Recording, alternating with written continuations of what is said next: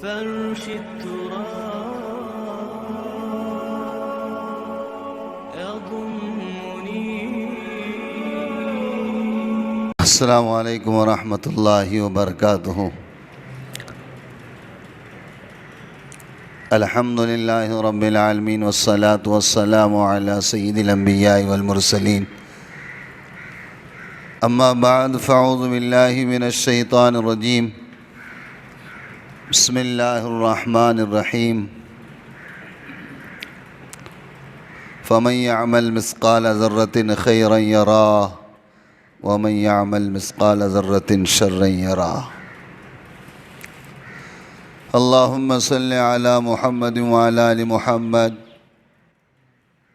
كما صليت على إبراهيم وعلى آل إبراهيم إنك حميد مجيد.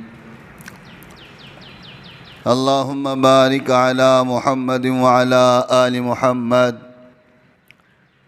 كما باركت على إبراهيم وعلى آل إبراهيم إنك حميد مجيد. آپ لوگوں نے درود کی فضیلت سنا ہے کہ نہیں سنا ہے نہیں معلوم ہے.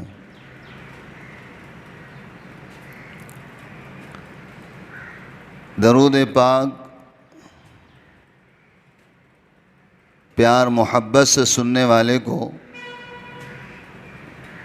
اور درود پاک پیار محبت سے پڑھنے والے کو جہنم کی آگ نہیں چھوئے گی. کیا نہیں ہوگا؟ لیکن پڑھیں. ایک ہے پڑھنا اور ایک ہے محبت سے پڑھنا، دونوں میں فرق ہے. اور ہم لوگ زیادہ کے چکر میں غلط پڑھ دیتے ہیں. مجھے 1000 مرتبہ درود پڑھنا ہے تو آدمی غلط سلط پڑھتا ہے. صحیح پڑھو 100 مرتبہ پڑھو، غلط 1000 مرتبہ پڑھ کر فائدہ نہیں ہے. درود پاک کے بارے میں ایک واقعہ لکھا ہے کہ حضرت عمر فاروق اور حضرت ابوبکر صدیق رضی اللہ تعالیٰ عنہ یہ مالدار تھے کہ غریب تھے؟ بہت مالدار تھے. بعد میں کیا ہو گئے؟ غریب ہو گئے. جب دین نہیں تھا، بے دینی تھی، اللہ کے نام پر خرچ کرنے کا کوئی مسئلہ نہیں تھا. جو کماتے تھے اپنی ذات پر خرچ کرتے تھے، یا جو کماتے تھے وہ جمع کر کے رکھتے تھے، اس لیے بہت مالدار تھے. کیا تھے؟ بہت مالدار تھے. دین آیا زندگی میں، اسلام قبول کیا، حالت یہ ہو گئی سب اللہ کے نام پر لٹا دیا. کتنا لٹایا؟ اللہ اکبر. لٹانے کی مثال سیدنا ابوبکر صدیق رضی اللہ تعالیٰ عنہ کی جیسی مثال کوئی قائم نہیں کر سکتا. پیارے آقا نے فرمایا نا، میں نے سب کا حق ادا کر دیا. میں نے سب کا حق ادا کر دیا، لیکن ابو بکر کا حق اللہ ادا کریں گے. کون کریں گے؟ کیوں؟ اللہ کی ذات سے، اللہ کے نبی سے اتنی محبت اور آخرت کا اتنا یقین کہ گھر میں جو کچھ تھا وہ سب اللہ کے دین پر لٹا دیا. جوان بیٹیاں گھر میں ہیں، بوڑھا باپ گھر میں ہے، باپ نابینا ہے، بیوی گھر میں ہے، لیکن بیوی کا، بچیوں کا ایسا مزاج بنایا تھا اور ان پر دین کی محنت کر کے ان کو ایسا دیندار بنایا تھا کہ حضرت ابوبکر کے مال لے جانے پر اور مال لگانے پر نہ بیوی ناراض ہے نہ بچے ناراض ہیں۔ دادا کو فکر ہوا کہ ابوبکر محمد صلی اللہ علیہ وسلم کے پیچھے لگے ہوئے ہیں، کیا رکھا گی کیا خرچ کرا گی، تو نابینا تھے۔ گھر آئے اور اپنے پوتریوں سے پوچھنے لگے، بیٹا بابا نے سارا مال لے گیا، گھر میں کچھ چھوڑا نہیں چھوڑا؟ ہمارے عورتیں ہوتی تو کیا بولتی؟ پہلی بات تو ہمارے عورتوں کے زندگی میں تو 1% بھی دین نہیں ہے، اور دین کی بو اور باز بھی نہیں ہے ان کو، اس لیے کہ ذمہ داری ہماری تھی، ہم نے ان کو دین سمجھایا نہیں ہے۔ تو بیٹیوں نے کہا، ہاں دادا جان بہت کچھ چھوڑ گئے ہیں، اور کچھ کنکریاں لے کر آئے چن کر اور رکھ دیا، اس پر ایک کپڑا ڈال کر دادا کا ہاتھ گھما رہی ہیں اور کہنے لگے اتنے اشرفیاں چھوڑ کے گئے ہیں۔ نابینا تھے، انہیں پتہ نہیں چلا کہ یہ اشرفی ہے کہ کنکر ہے، لیکن اسلام قبول کیا، دین قبول کیا، سب لٹایا، تو کھانے کے مسئلے ہو گئے۔ کھانے کے سرکار دو عالم صلی اللہ علیہ وسلم کے گھر میں کھانے کے مسئلے نہیں ہوئے؟ کتنے؟ اللہ کے نبی سیدنا محمد رسول اللہ صلی اللہ علیہ وسلم کے بارے میں احادیث مبارک میں آیا ہے، آپ کے بارے میں سیرت میں یہ تذکرہ آیا ہے کہ تین چاند نکل جاتے تھے، مطلب آج کا، کل کا، پرسوں کا نا۔ اللہ کے بندو، 3 چاند سے مراد مہینہ گزر جاتا، دوسرا چاند نظر آتا، گھر کا چولہا نہیں جلتا۔ تیسرا چاند نظر آتا، گھر کا چولہا نہیں جلتا۔ تین چاند نکل جاتے، لیکن اللہ کے نبی علیہ السلام کے گھر میں چولہا نہیں جلتا تھا۔ الغرض یہ کہنا چاہ رہا ہوں، لیکن دین میں کوئی جھول نہیں آیا۔ آج ہمارے دین میں جھول ہے، دنیا میں کوئی جھول نہیں ہے۔ دین میں ان کے پاس ساری دنیا جھول والی تھی۔ چراغ ہے تو تیل نہیں ہے، تیل ہے تو چراغ میں بتی نہیں ہے، گھر میں پانی ہے تو کھجور نہیں ہے، کھجور ہے تو پانی نہیں ہے، کھانے کے لیے کچھ بھی نہیں ہے۔ اگر کھانے کا سامان ہے تو کھانا بنانے کا، پکانے کا ان کے پاس سامان موجود نہیں ہوتا تھا۔ مذاق ہے کیا؟ صحابہ نے چمڑے جلا کر ان کی راکھ کو پھانکا، آیا نہیں حدیث میں؟ سنانا صحابہ کے واقعات مذاق ہے؟ سارے حالات برداشت کر کے انہوں نے دین کی حفاظت کی اور پورے دین پر عمل کر کے دکھایا۔ آج ہمارے پاس دین کوئی بھی نہیں ہے، نہ اخلاق میں دین ہے، نہ معاملات میں دین ہے، نہ بول چال میں دین ہے، نہ حقوق ادا کرنے میں دین ہے، نہ دوست کے ساتھ دینداری ہے، نہ بیوی کے ساتھ دینداری ہے، نہ بچوں کے ساتھ دینداری ہے، نہ دنیا کماتے وقت دینداری ہے، نہ دنیا خرچ کرتے وقت ہمارے پاس دینداری ہے۔ ہمارے پاس کسی بھی قسم کی کوئی دینداری نہیں ہے۔ اور صحابہ کے پاس کیا تھا؟ صحابہ کے پاس کیا تھا؟ ہر چیز میں دین تھا۔ آج ہمارے پاس کسی بھی چیز میں دین نہیں ہے، ہم اتنے مخالف ہو گئے ہیں۔ کوئی نہیں بول سکتا کہ مولوی صاحب، حاجی صاحب، یہ فلاں چیز میں دین کو دیکھ کر میں اس پر عمل کرتا ہوں، یا دین کو دیکھ کر میں اس پر چلتا ہوں، یا دین کو دیکھ کر میں نے اسلام کی تعلیم معلوم کر کے میں نے اس پر عمل کیا ہوں؟ کوئی عمل نہیں ہمارے پاس۔ وہ مرے ہیں اس بات پر مر مٹے ہیں، وہ مرے ہیں اور اس بات پر مر مٹے ہیں کہ سب مٹ جائے لیکن اللہ کا دین نہ مٹے۔ سب مٹ جائے لیکن اللہ کا دین نہ مٹے، اور ہم دنیا پر ایسے مرے اور مٹے ہیں، اللہ ہماری حفاظت فرمائے، کہ دین سب اجڑ جائے لیکن دنیا ہاتھ سے ذرا بھی نہ جائے۔ ہے کہ نہیں ہمارا حال ایسا؟ دینداری کس میں ہے؟ دینداری کہاں ہے؟ بہرحال حضرت ابوبکر صدیق رضی اللہ عنہ، حضرت عمر رضی اللہ تعالیٰ عنہ، دونوں کو ایک مرتبہ شوق ہوا،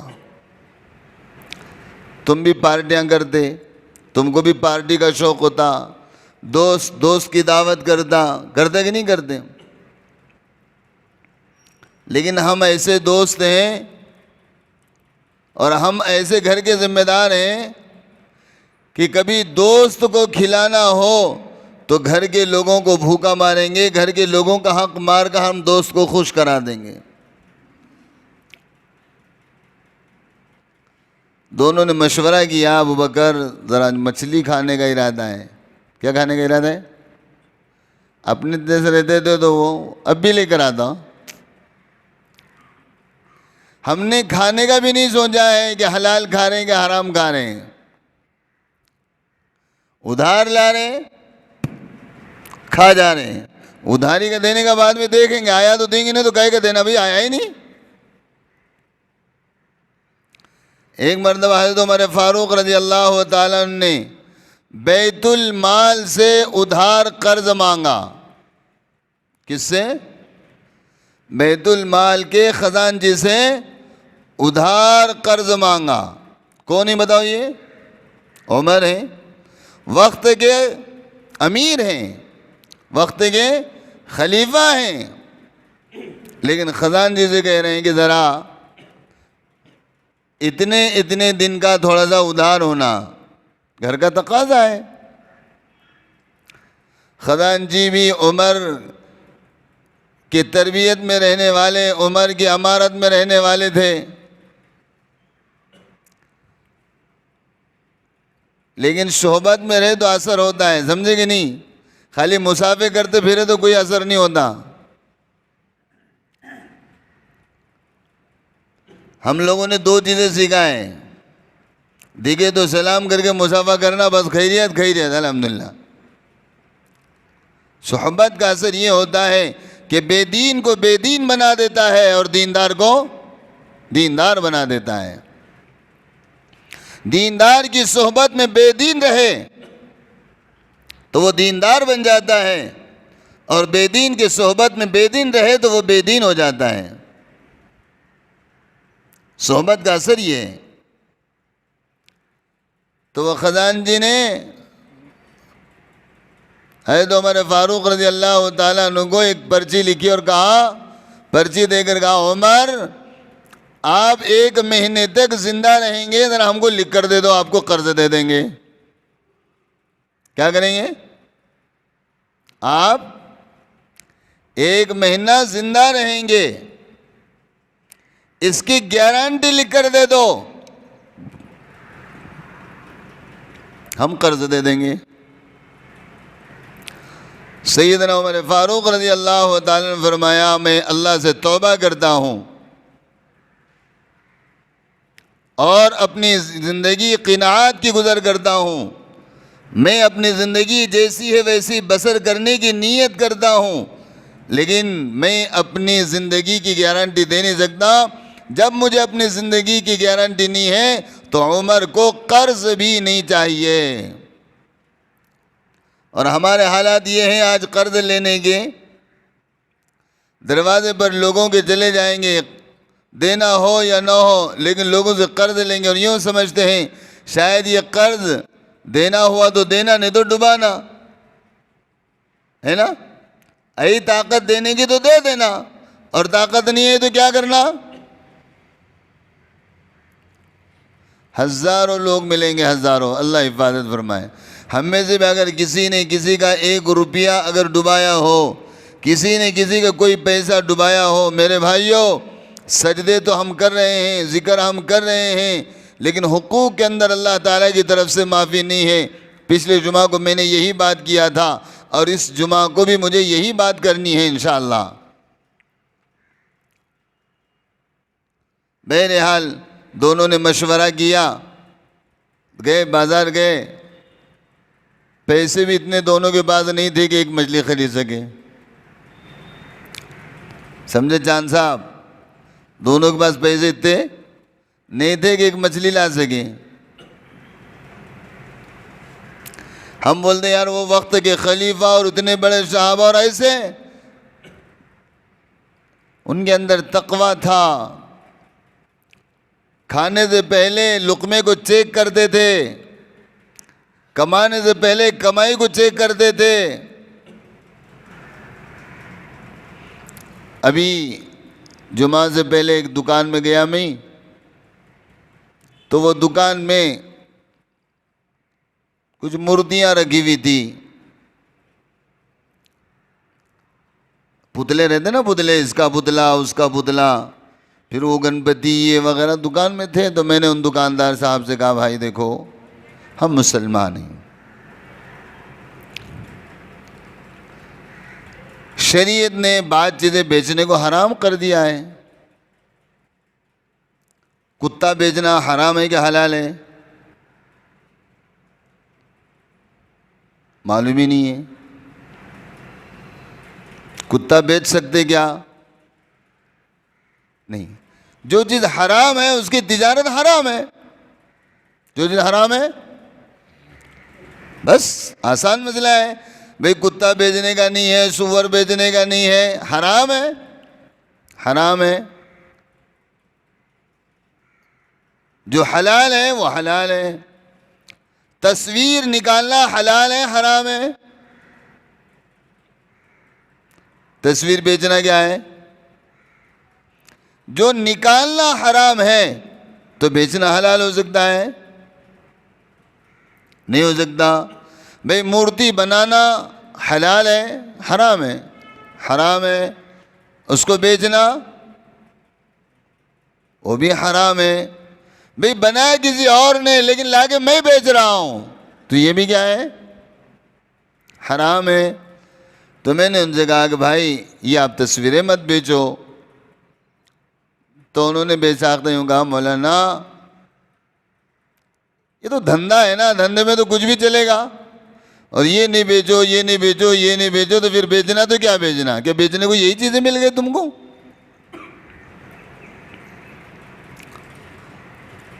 تو آج تک بیچے کیا کرنا؟ سوال کیا کیا اس نے؟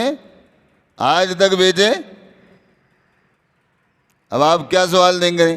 آج تک میں نے ان تصویروں کو بیچ کر میں نے مکان بنایا، آج تک میں نے ان تصویروں کو بیچ کر بچوں کو کھانا کھلایا، ان تصویروں کو بیچ کر میں نے کپڑے پہنا، ان تصویروں کو بیچ کر میں نے زکوٰۃ دیا، ان تصویروں کو بیچ کر میں نے مسجدوں کو پیسہ لگایا، ان تصویروں کو میں نے بیچ کر خیرات اور صدقہ کیا۔ اب کیا ہوگا میرا؟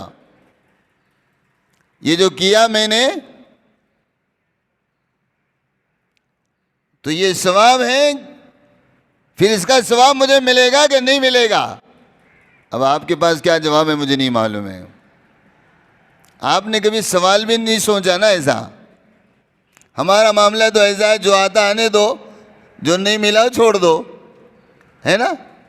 ہماری زندگی ایسی ہے، آتا جیسے بھی آتا آنے دو بھائی، ہم کو مال چاہیے۔ اور اللہ کے رسول نے فرمایا یہ قیامت کے قریب کے لوگ ہیں، یہ قیامت کے قریب کے لوگ کہتے ہیں سیاتی علی الناس زمان اممہم بطونہم وشرفہم دینارہم ودرہم وقبلتہم النساء۔ یہ 3 نشانی اللہ کے نبی نے فرمایا، اور یہ زمانہ اگر تم پاؤ تو سمجھ لو قیامت بالکل قریب ہے۔ اب کون سا زمانہ؟ ایک زمانہ وہ کہ لوگ صرف پیٹ بھرنا جانیں گے. کیا کرنا جانیں گے؟ وہ مردے کی دعوت ہے کہ زندے کی دعوت ہے کہ دھونڈے کی دعوت ہے کہ چونڈے کی دعوت ہے، سمجھے کہ نہیں؟ بیلا کی پوجا کرے سو دعوت ہے کہ گھر کی پوجا کی دعوت ہے، وہ معلوم نہیں ہے کچھ. دوست نے بلایا ہے. کون بلایا ہے؟ دوست حرامی، دوست کا دوست بھی حرامی. وہ کر کے غلط کر رہا ہے، تو کھا کے غلط کر رہا ہے. ناراض ہوتا جی. بچپن کا دوست ہے. ارے پاگل، وہ تو تیرا دوست ہے، وہ تو تیرا رب ہے. یہ بھی تو دیکھنا پڑے گا میں بندہ کس کا ہوں، اور میرے رب نے قانون کیا لگایا ہے، قانون کیا بنایا ہے. مجھے زندگی گزارنے کا بھی تو میرے رب نے کچھ قانون دیا ہے کہ نہیں دیا ہے؟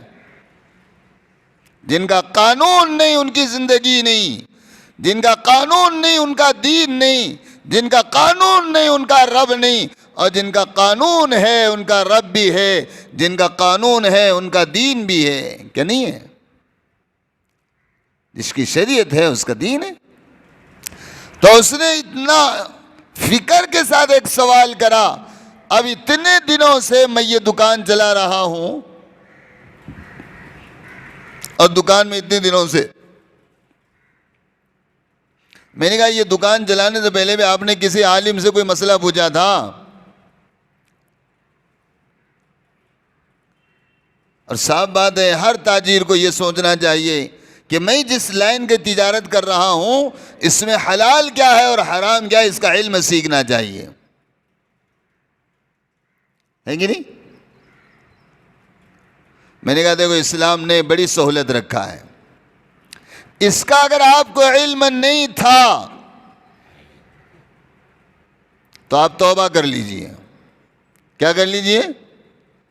اور اللہ کا معاملہ ایسا ہے، گناہ کے بعد جو توبہ کیا جائے گا وہ سارے کے سارے گناہوں کو اللہ نیکی بنا دیں گے. کیا بنا دیں گے؟ اللہ کیا بنائیں گے؟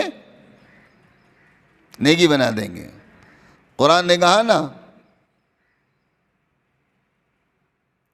قرآن کریم نے کہا کہ جب بندہ توبہ کرتا ہے تو توبہ کے بعد ہم بندے کے سارے گناہوں کو نیکیوں میں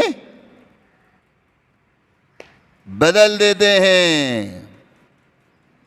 اور آئندہ ان ساری کے تو اس نے یہ کہا کیا اب میں اس کو دوسرے کو بیچ سکتا ہوں؟ کہا نہیں. جتنے میں نہ آیا اتنے میں وہ بھی نہیں کر سکتے. شریعت نے اس کی اجازت نہیں دی کہ بھئی شراب تو لے کر آیا ہوں، پتہ چلا پینا حرام ہے، کیا دکان پر واپس کر سکتا ہوں؟ نہیں. کیا کیا جائے گا؟ اس کو دفن کر دیا جائے گا. اس لیے کہ یہ شراب اگر دوبارہ اس دکان پر چلی جائے گی تو میرے ہاتھ سے اس دکان والے کی مدد ہوگی، اور اس شراب کو کوئی مسلمان بندہ پی لیا تو اس کا ایمان خراب ہو جائے گا. اس لیے نہ اپنا ایمان خراب کرنا ہے نہ دوسرے کا ایمان خراب کرنا ہے. تو بہرحال بات دوسری طرف چلے گئی. دونوں نے جا کر مچھلی خرید لیا. کون؟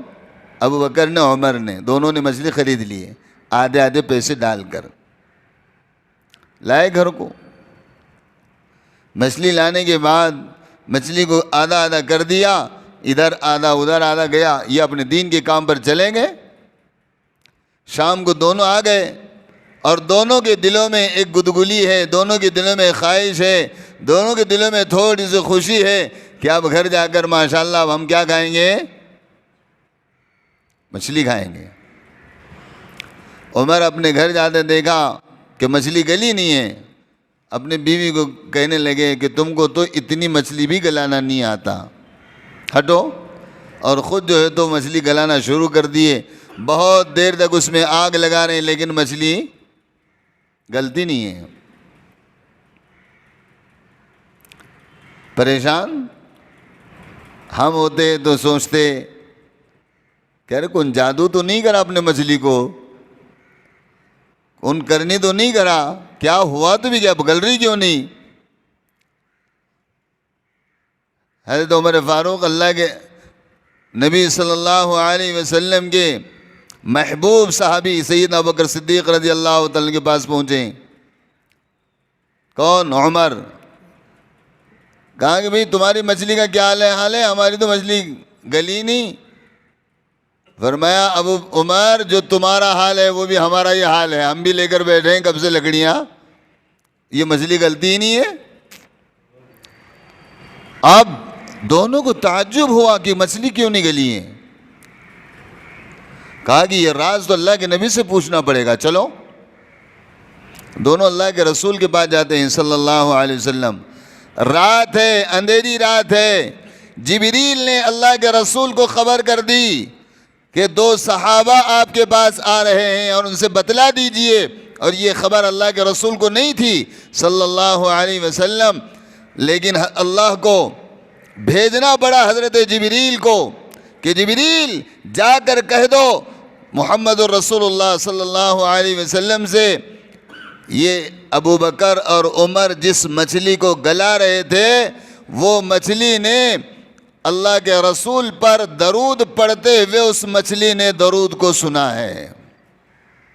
کیا کیا ہے؟ میں درود کی برکت بتا رہا تھا کہ اللہ کے رسول پر ایک ناؤ چلانے والا, کشتی چلانے والا درود پڑھ رہا تھا اور اس درود کو اس مچھلی نے سنا ہے. اب بتاؤ, جس نے پیار سے درود کو سنا ہو وہ آگ میں کیسے جل سکتی ہے اور کیسے گل سکتی ہے؟ جا کر خبر کر دو اللہ کے رسول سے. جبریل پیغام لے کر آئے, اللہ کے رسول کو بتلا دیے 2 صحابہ آ رہے ہیں اور ان کے گھر میں مچھلی گل نہیں رہی, اور اس کی وجہ یہ ہے کہ اس مچھلی نے درود کو سنا ہے اس لیے وہ گل نہیں رہی ہے. اللہ کے رسول نے اپنے گھر کا دروازہ کھولا. حضرت ابوبکر صدیق رضی اللہ عنہ فرماتے ہیں کہ اللہ کے رسول اپنے دروازے میں تھے, اللہ کے رسول کا نور ہم تک پہنچ رہا تھا اور اللہ کے رسول کے نور سے ہم راستہ چل کر اللہ کے رسول کے گھر تک آئے ہیں صلی اللہ علیہ وسلم.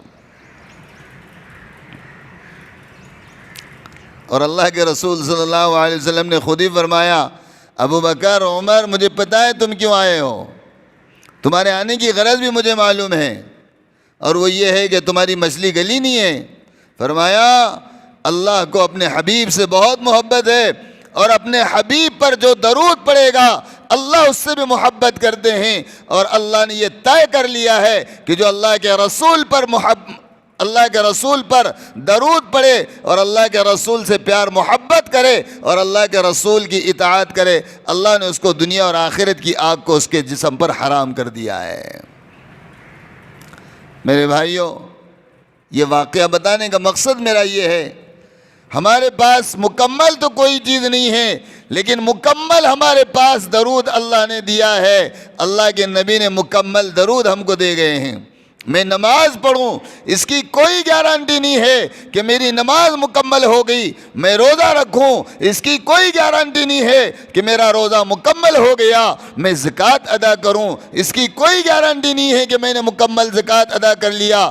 کوئی حج کرے اور یہ سوچے کہ میرا حج تو مقبول اور قبول ہو گیا, اس کی کوئی گارنٹی نہیں کہ اس کا حج قبول ہو گیا. لیکن بات یہ ہے, آپ نے اگر درود پڑھنا شروع کر دیا تو اس کی کہیں بھی کوئی رکاوٹ نہیں ہے, بلکہ فرمایا جب بندہ درود پڑھتا ہے 7 آسمانوں کے دروازے کھل جاتے ہیں اور اس کا درود آسمان تک پہنچا دیا جاتا ہے, اور آسمانوں سے فرشتے وہ درود لے کر اللہ کے رسول صلی اللہ علیہ وسلم تک پہنچ کر اللہ کے رسول پر اس کا درود پیش کرتے ہیں. اور یہ عمل کو اتنا افضل کیوں قرار دیا گیا؟ اس لیے کہ یہ عمل اللہ کے فرشتے بھی کرتے ہیں اور اللہ بھی کرتا ہے. اللہ ذکر کرتے نہیں, اللہ کا کوئی روزہ ہے نہیں, اللہ کی کوئی زکوٰۃ ہے نہیں, اللہ کسی کی عبادت کرتے نہیں, لیکن اللہ پیار کرتے ہیں اور اللہ ایک عمل کرتے ہیں. اور اللہ نے قرآن میں کہا, لوگو ان اللہ، میں تمہارا رب کیا کرتا ہوں تمہیں پتہ ہے؟ میں نے کسی پر سلام نہیں بھیجا، لیکن میں کیا کرتا ہوں؟ ان اللہ و ملائکتہ یصلون علی النبی، میں میرے حبیب پر درود بھیجتا ہوں، تم بھی کیا کرو؟ میرے فرشتے جیسے درود بھیجتے ہیں تم بھی بھیجو، اور جو بھی درود پڑھے گا اللہ اس کی جہنم سے حفاظت کرے گا۔ پڑھیں گے انشاءاللہ، پڑھیں گے۔ اتنی لمبی بات کرنے کا مقصود یہ تھا، ارے ہر چیز کے طلبگار ہو گئے، کوئی تمباکو کا طلبگار ہے، کوئی گٹکے کا طلبگار ہے، کوئی چائے کا طلبگار ہے، ارے کوئی کسی چیز کا طلبگار ہے۔ میرے بھائیو، تم بھی ایسے طالب بنو کہ تمہارا دل بے چین ہو جائے اگر تم درود نہ پڑھو تو۔ کیسے طالب بنو؟ بیٹی کو فون کرنے کی عادت ہو گئی، آج نہیں کیا دل بے چین ہوتا ہے۔ دوست کو فون کرنے کی عادت پڑ گئی، بات چیت نہیں ہوئی، آدمی کا دل بے چین ہوتا ہے۔ اے مسلمانوں، تمہارے کیا دل ہیں؟ کیا ان دلوں کو دل کہے یا گوشت کے لوتھڑے کہے، جن کے اندر کوئی احساس نہیں ہے کہ اللہ کے نبی کی محبت نہیں ہے؟ کبھی دل سوچتا نہیں ہے کہ آج دن پورا گزر گیا اور میں نے میرے سرکار پر درود بھی نہیں پڑھا۔ آج بھی اللہ کے رسول جب حیات تھے روزانہ تم کو یاد کیا، اور آج قبر میں پڑے ہوئے ہیں، آج قبر میں لیٹے ہوئے ہیں، لیکن آج بھی میرے بھائیوں ساری امت کو اللہ کے رسول اپنے قبر میں یاد کرتے ہیں۔ اللہ تعالی ہم سبوں کو سرکار دو عالم صلی اللہ علیہ وسلم پر پیار و محبت کے ساتھ اللہ تعالی درود پڑھنے کی توفیق عطا فرمائے۔ ایک مرتبہ درود پڑھ لیجئے، اللہم صلی علی محمد وعلی آل محمد کما صلیت علی ابراہیم وعلی آل ابراہیم انکا حمید مجید، اللہم بارک علی محمد وعلی آل محمد کما بارکت علی ابراہیم وعلی آل ابراہیم انکا حمید مجید۔ درود پڑھنے کی عادت ڈالو بھائیو، کل قیامت کے دن درود پڑھنے والوں کی صف میں کھڑا کر دیا جائے گا، اور تمہیں پتہ بھی ہے درود پڑھنے والے فرشتے ہوں گے، ان کے لائن میں اللہ تمہیں کھڑا کرے گا۔ درود پڑھنے والے اولیاء اللہ ہوں گے، اللہ ان کے لائن میں تمہیں کھڑا کر دے گا۔ درود پڑھنے والے صحابہ ہوں گے، شہداء ہوں گے، مجاہدین ہوں گے، صالحین ہوں گے، ذاکرین ہوں گے۔ اللہ رب العالمین یہ درود پڑھنے والوں کو اللہ ان کے صف میں کھڑا کر دے گا، اور ذاکرین کی جماعت، صالحین کی جماعت، شہداء کی جماعت، صحابہ کی جماعت، یہ جہنمی لوگ نہیں ہیں بلکہ یہ لوگ جنتی لوگ ہیں۔ اللہ تعالیٰ درود کی برکت سے ان کی صفوں میں کھڑا کر دے گا، اور ان کی صفوں کی برکت سے اللہ ہمیں بھی جنت میں داخل کر دے گا۔ اس لیے میرے بھائیوں درود پڑھنے کا اہتمام رکھے، کریں گے انشاءاللہ۔ پچھلے جمعہ کو میں نے ایک بات کہی تھی، بھائیوں حقوق العباد کے معاملے میں اللہ سے ڈرو۔ کس کے بارے میں؟ حقوق العباد۔ اب سب سے پہلا مسئلہ یہ آتا ہے کہ حقوق کس کے ہم پر کیا ہیں۔ اگر سب سے پہلے اگر ہم کسی کی اولاد ہیں، ہم کسی کے بچے ہیں، تو ہمارا اور ہمارے ماں باپ کا، ہمارے ماں باپ کے ہم پر کیا حق ہیں؟ کیا سوچیں گے ہم؟ میں میرے ماں باپ کی اولاد ہوں، میں مسلمان ہوں، میں جانور کا بچہ نہیں ہوں، میں انسان کا بچہ ہوں، اور میں کافر نہیں ہوں، میں مسلمان ہوں، تو میرے اوپر میرے ماں باپ کے کچھ حقوق ہیں، اس کو جاننا ضروری ہے۔ آپ کو پتہ ہے ہم نے سب ٹھیک کر لیا، سب کیا، لیکن کیا نہیں تو ماں باپ کا حق ادا نہیں کیا ہے۔ ایک صحابی رسول ہیں صلی اللہ علیہ وسلم، ان کا نام ہے اویس قرنی۔ کیا نام ان کا؟ سن رہے ہیں یا نہیں سن رہے؟ یہ جمعہ کا وقت آنے کے لیے ٹائم پاس نہیں ہے، زندگی کے اندر جو خرابیاں ہیں اس کو صاف کرنے کے لیے بیان کیا جا رہا ہے۔ صرف کپڑے صاف رہنے سے میاں جمعہ ادا نہیں ہوگا اور اسلام مکمل نہیں ہوگا، اندر کی ساری خرابیوں کو ٹھیک کرنا پڑے گا۔ سبحان اللہ بولنے سے معاملہ حل نہیں ہونے کا۔ اللہ نے دو طرح کی عبادتیں دیے ہیں، ایک تو عبادت وہ ہے جو اللہ کو راضی کرنے کے لیے اللہ کا نام لینا ہے، اور ایک عبادت وہ ہے جو اللہ کو راضی کرنے کے لیے مخلوق کے حق ادا کرنے ہیں۔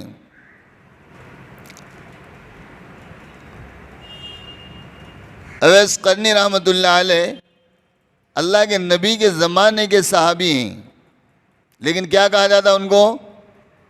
اویس قرنی رحمۃ اللہ علیہ رضی اللہ تعالیٰ عنہ نہیں بولتے نا، اللہ کے نبی کے زمانے کے صحابی ہیں۔ اللہ کے نبی کا قاصد اللہ کے وہاں پہنچا ہے، اور اللہ کے نبی کا قاصد پہنچ کر اس نے اسلام پیش کیا ہے، اور اویس قرنی کے ماں نے ایمان قبول کیا ہے۔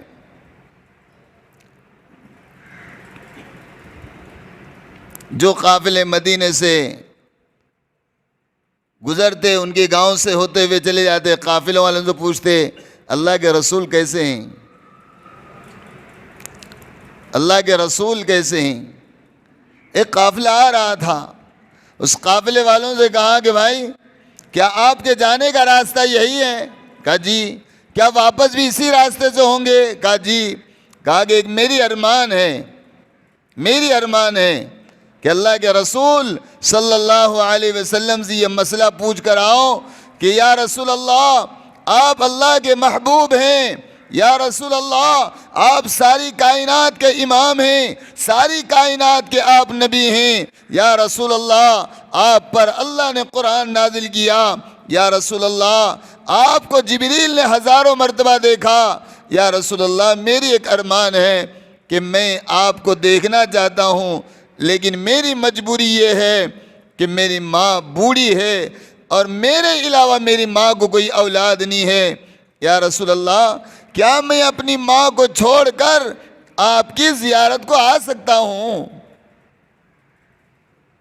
کہا اتنا پوچھ کر آؤ۔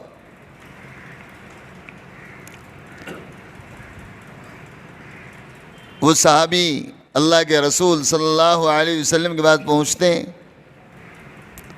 اویس قرنی کا پیغام سناتے ہیں۔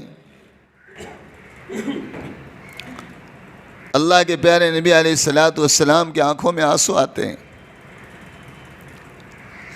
اللہ کے رسول نے اپنی امت سے اتنی محبت کیا ہے، کبھی اللہ کے رسول کبھی بیمار صحابی کی خبر سنتے اللہ کے رسول رو پڑتے، صحابہ پر کوئی حالات آتے اللہ کے رسول بے چین ہو جاتے۔ اویس قرنی کی جب یہ خبر سنی ہے، یہ ان کی تمنا اور تڑپ کو سنا ہے، تو اللہ کے رسول صلی اللہ علیہ وسلم نے فرمایا کہ اویس سے کہہ دو، اویس نبی کی زیارت سے افضل یہ ہے کہ تم اپنی ماں کے ساتھ رہ کر ماں کی خدمت کرو۔ کیا فرمایا؟ کیا فرمایا؟ نبی کی زیارت، اور نبی کی زیارت معمولی چیز ہے؟ نبی کی زیارت معمولی چیز ہے؟ اللہ کے نبی نے فرمایا صلی اللہ علیہ وسلم، جس نے مجھے دیکھ لیا وہ جنتی ہے، اور میرے بعد جس نے میرے قبر کی زیارت کیا وہ بھی جنتی ہے۔ لیکن اللہ کے رسول صلی اللہ علیہ وسلم پیغام بھیج رہے ہیں کہ اویس سے کہہ دو کہ محمد الرسول اللہ صلی اللہ علیہ وسلم کی زیارت سے زیادہ افضل یہ ہے کہ تم اپنی ماں کی خدمت کرتے رہو اور جو دین تم تک پہنچا ہے اس پر تم عمل کرتے رہو۔ اللہ کے رسول سے بہت پیار کیا انہوں نے۔ معلوم ہوا کہ اللہ کے رسول صلی اللہ علیہ وسلم کے دندان مبارک شہید ہو گئے۔ لکھا ہے کہ اویس قرنی رحمۃ اللہ علیہ نے بھی اپنے دانتوں کو گرایا، اب کتنے گرائے وہ اللہ کو معلوم، لیکن پیار، میرے نبی کے دانت گر گئے، میں اپنے دانتوں کیوں رکھوں؟ اللہ کے رسول صلی اللہ علیہ وسلم کا اور اویس قرنی کا پیار دیکھو۔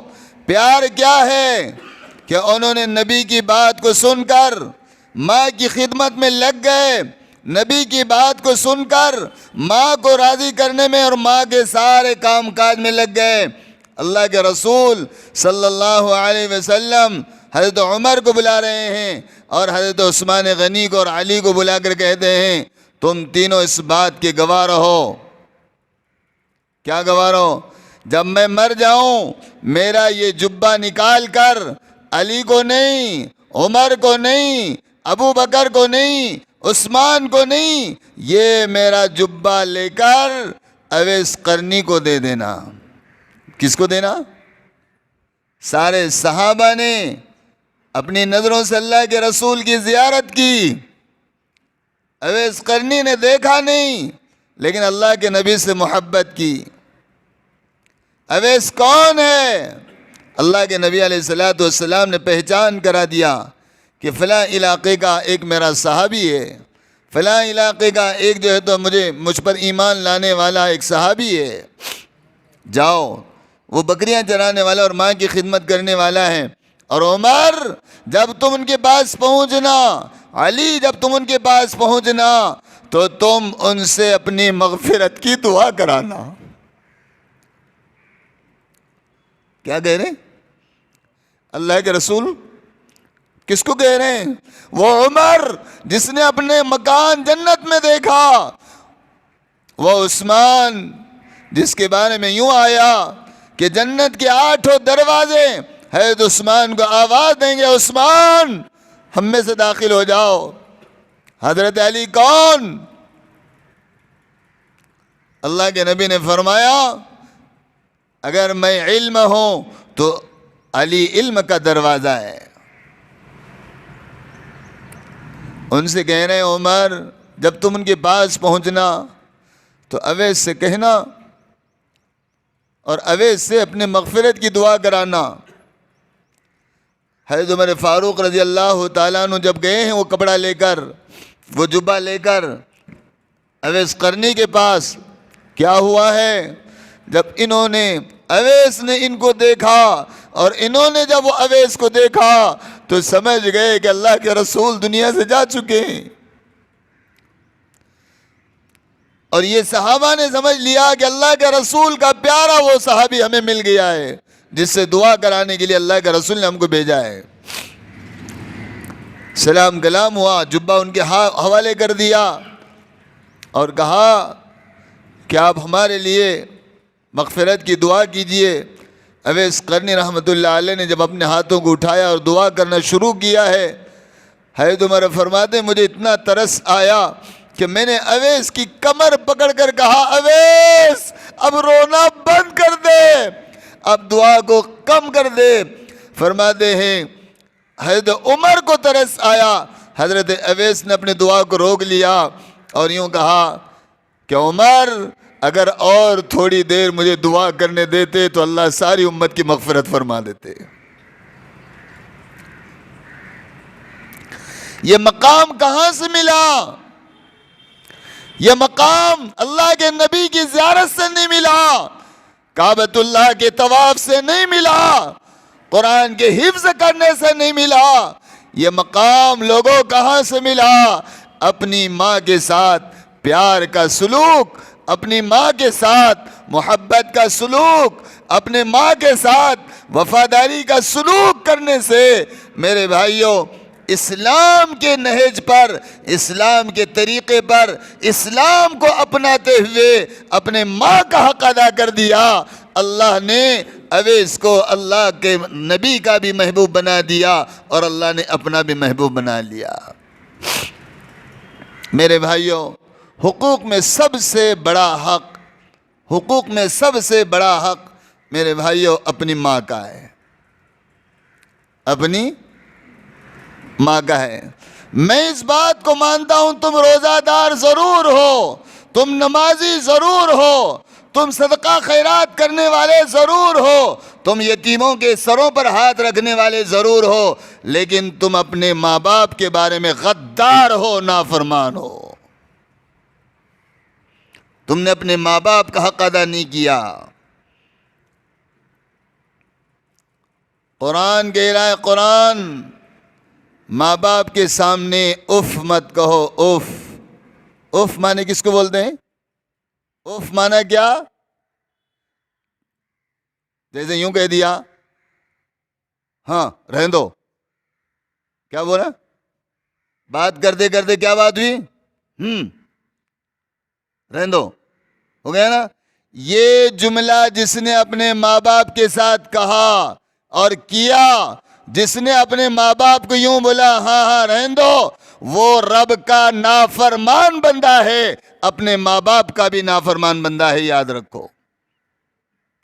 قرآن کہہ رہا اف مت کہو، اف۔ آج ہم نے اپنے ماں باپ کا حق ادا نہیں کیا۔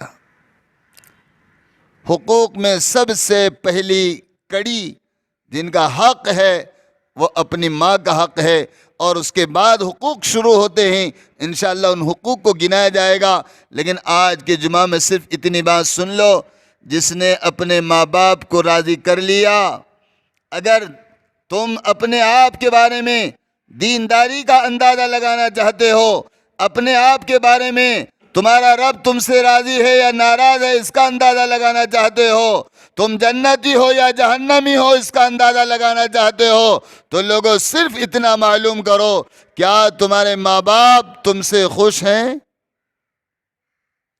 سرکار نے فرمایا اگر تیرے ماں باپ تجھ سے راضی ہیں تو تیرا رب بھی تجھ سے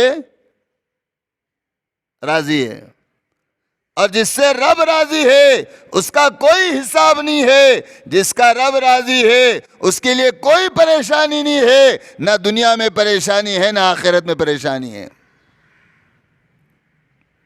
ان ظالموں کا کیا بنے گا جو اپنے والدین کو اونچی آواز میں بات کرتے ہیں، اپنے والدین کو سلام نہیں کرتے ہیں، اپنے والدین کے ساتھ اچھا سلوک نہیں کرتے ہیں، ان کا کیا بنے گا؟ اللہ تعالی ہم سبوں کو اپنے ماں باپ کا حق ادا کرنے کی توفیق عطا فرمائے۔ ماں باپ کا ہم پر کیا حق ہے؟ ان کی جتنی ضرورتیں ہیں وہ ساری ضرورتیں ہماری ذمہ داری ہے کہ ہم خوش دلی کے ساتھ اس کو پورا کریں۔ کیسا کریں؟ خوشی کے ساتھ، زبردستی نہیں، کرنا پڑتے بول کر نہیں، کسی کے کہنے پر نہیں، ہاں لو کھاؤ پیو نہیں۔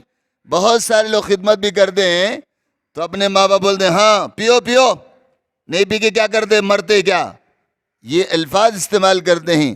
ہاں لو نہیں لے کے کیا کرتے، نہیں۔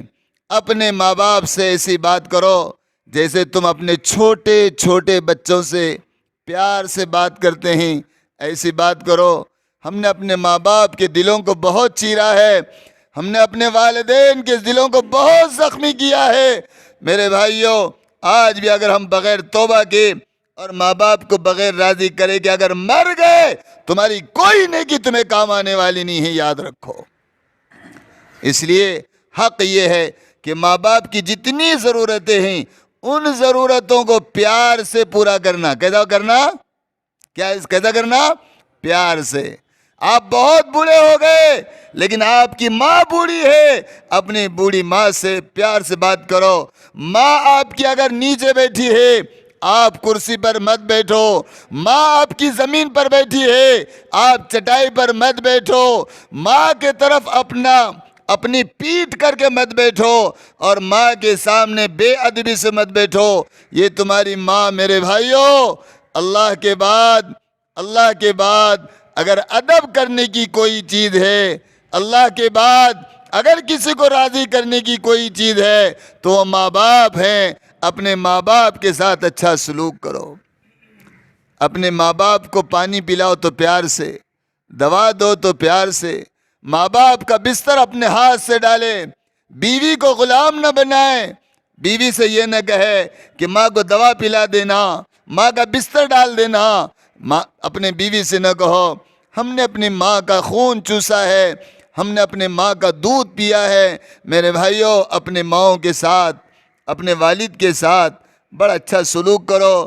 دنیا میں دوستوں کو راضی کر لیا، نوابوں کو راضی کر لیا، دنیا میں ہم نے اوروں کو راضی کر لیا، اس سے ایک رتی ثواب نہیں ملنے کا.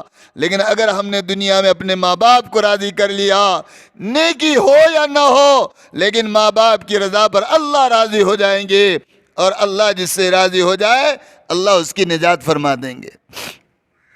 کریں گے انشاءاللہ. ماں باپ کے بہت حقوق ہیں. ایک صحابی رسول آئے. کتنے بجے؟ 1:30 ہو گیا؟ بج گئے تھے 2:30 بجے. اچھا. ایک صحابی رسول آئے صلی اللہ علیہ وسلم اور کیا کہا؟ یا رسول اللہ، میں نے اپنی اماں کو بہت حج کرا دیے، اور وہ بھی میری امی دونوں پیروں سے لنگڑی تھی، اور میں نے اب کندھوں پر بٹھا کر صفا مروہ کی صحیح کرایا، طواف کرایا، میں نے جمرات لے گیا، عرفات لے گیا. یا رسول اللہ، میں نے کئی مرتبہ حج کرایا. ذکر آیا ہے کہ 70 مرتبہ حج کرایا یا 40 مرتبہ حج کرایا، جو بھی ہے میں نے اتنی مرتبہ حج کرایا. اللہ کے رسول، کیا میں نے اپنی اماں کا حق ادا کر دیا؟ اللہ کے نبی نے کیا فرمایا صلی اللہ علیہ وسلم؟ سنو آخری بات. اللہ کے رسول نے کیا فرمایا؟ کہا کہ تو نے اتنی مرتبہ اپنی ماں کو کندھے پر بٹھا کر حج کرایا. سن لے، تو نے اپنی ماں کا اتنا بھی حق ادا نہیں کیا. جب تیری ماں تجھے جنم دے رہی تھی، جب تیری ماں تجھے پیدا کر رہی تھی، اور تیرے ماں کی جو پہلی چیخ نکلی ہے اور پہلی جو آہ نکلی ہے، اس کا بھی تو نے حق ادا نہیں کیا. خوش ہوتے ہم، میں ماں باپ کی بہت خدمت کرتا ہوں، میرا ماں باپ سے بہت اچھا سلوک. نہیں میرے بھائیوں، ہم تو زندگی بھر اپنے ماں باپ کی چاہے جتنی خدمت کرے، ہم اپنے والدین کا حق ادا نہیں کر سکتے. بس ان کو راضی کرنے کی اور اچھے کھانے کھلانے کی اور اچھا ان کو رکھنے کی اور خوش رکھنے کی ان کو کوشش کرو. اللہ تعالیٰ عمل کی توفیق عطا فرمائے. اور جنہوں نے نافرمانیاں کی ہیں، جن کے ماں باپ مر گئے، ان کے لیے رو رو کر دعا کرو، اللہ مجھے بھی اور میرے ماں باپ کو بھی معاف کر دے اور اللہ ان کی مغفرت فرما دے. فرمایا تم ماں باپ کے لیے مغفرت کی دعا کرو، اللہ تعالیٰ تمہارے ماں باپ کو قبر میں راضی کرا کر اللہ تعالیٰ تمہارے اس گناہ کو، اس نافرمانی کو اللہ تعالیٰ معاف فرما دیں گے. اللہ عمل کی توفیق عطا فرمائے.